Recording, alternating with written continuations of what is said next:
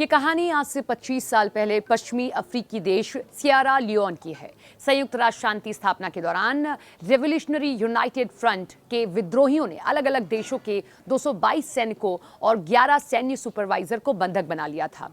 विद्रोहियों ने उन्हें 233 दिन तक बंधक बनाकर रखा था। उनके पास खाने के लिए 2 वक्त का खाना भी नहीं था।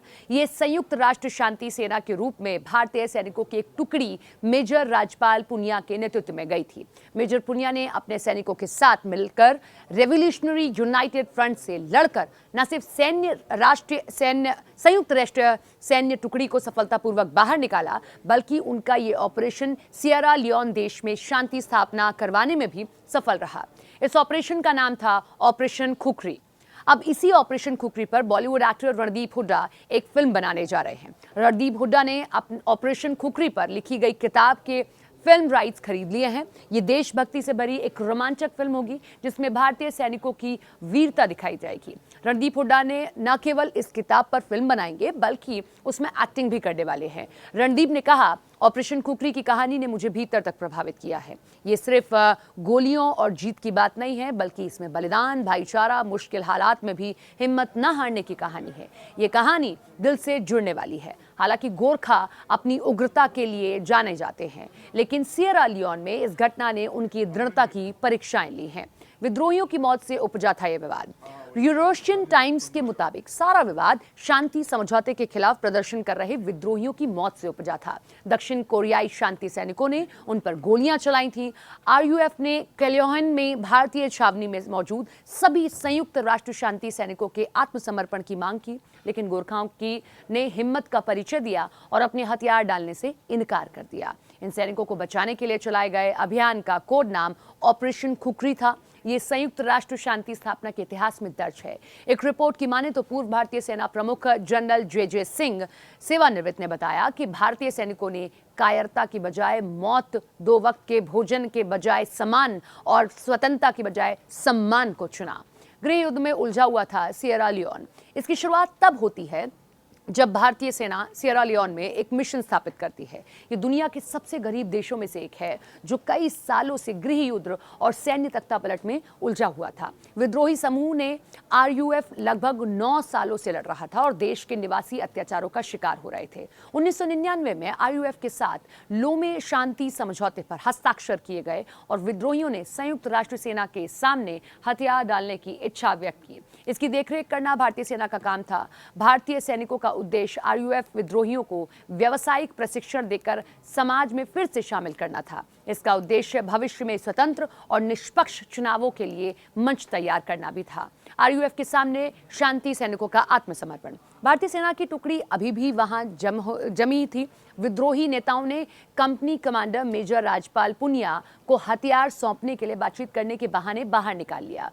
उन्हें उनके सैनिकों से अलग करने के बाद विद्रोहियों ने छावनी को घेर लिया और भारतीय सैनिकों से हथियार सौंपने को कहा। मेजर पुनिया को एक अलग जगह कैद कर लिया गया। विद्रोहियों ने गोरखाओं को आत्मसमर्पण करने के लिए मजबूर करने के लिए एक अन्य अधिकारी कैप्टन सुनील को मानव ढाल के रूप में इस्तेमाल किया। कैप्टन सुनील ने कथित तौर पर कहा, कोई भी हथियार नहीं डालेगा, चाहे ये मुझे गोली ही क्यों ना मार दे।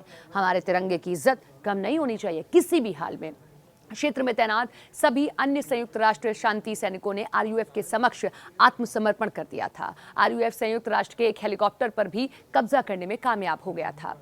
भेजी गई 120 सैनिकों की कमांडो टुकड़ी 75 दिनों तक कूटनीतिक बातचीत के जरिए भारतीय सैनिकों की रिहाई के लिए बातचीत जारी रही। संयुक्त राष्ट्र शांति सेना ने सैनिकों को बल प्रयोग करने से रोक दिया। बचाव अभियान की तैयारी और भी जटिल हो गई क्योंकि तत्कालीन संयुक्त राष्ट्र महासचिव कोफी अन्नान पश्चिम अफ्रीकी से थे और वो अभियान का प्रबंधन कर रहे थे।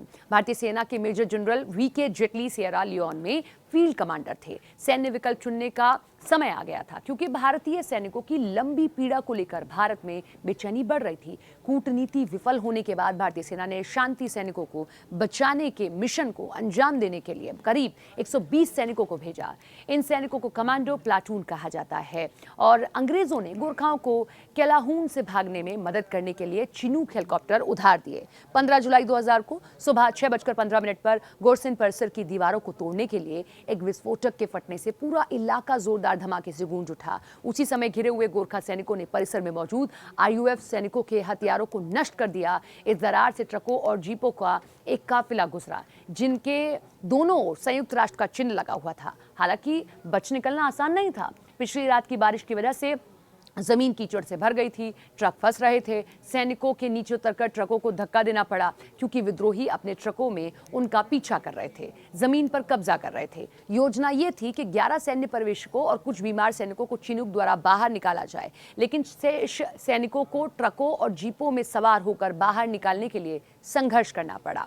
45 मिनट तक कमांडो विद्रोहियों से लड़ते रहे और आगे बढ़ने की कोशिश करते रहे। गोरखा कमांडो और गोरखा 3 घंटे तक सड़क पर रहे। विद्रोहियों ने उन पर गोलियां चलाई, उनका पीछा किया। जब मौसम ठीक हुआ, भारतीय वायुसेना का Mi-35 विमान हवा में उड़ा और भागे हुए सैनिकों को मंजिल गेहूं थे, जो 12 किलोमीटर दूर तक जगह है, जहां भारतीय सेना के 18 ग्रेनेडियर विमान से उतारे गए थे। जानलेवा हमले से बचाव अभियान में करीब 1 घंटे का समय लगा। सैनिक गेहूं पहुंचे और 18 ग्रेनेडियर्स में शामिल हो गए। वहां से उन्हें पेंडुम्बू पहुंचना था।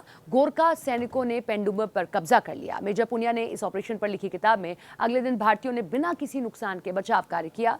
केवल 7 भारतीय घायल हुए, जबकि 34 विद्रोही मारे गए, 150 घायल हुए। ऑपरेशन खुखरी ने विद्रोहियों का एक कड़ा संदेश दिया। घर से 10,000 किलोमीटर दूर भारतीय सैनिकों द्वारा अंजाम दिए गए इस साहसिक ऑपरेशन के सम्मान में सियरा लियोन के लोगों ने मुआ नदी के तट पर खुखरी युद्ध स्मारक बनवाया। मेजर पुनिया भारतीय सेना में मेजर जनरल के पद पर पहुंचे। बाद में उन्होंने एक किताब लिखी, ऑपरेशन खुखरी, संयुक्त राष्ट्र के हिस्से के रूप में भारतीय सेना के सबसे सफल मिशन के पीछे की ये सच्ची कहानी है।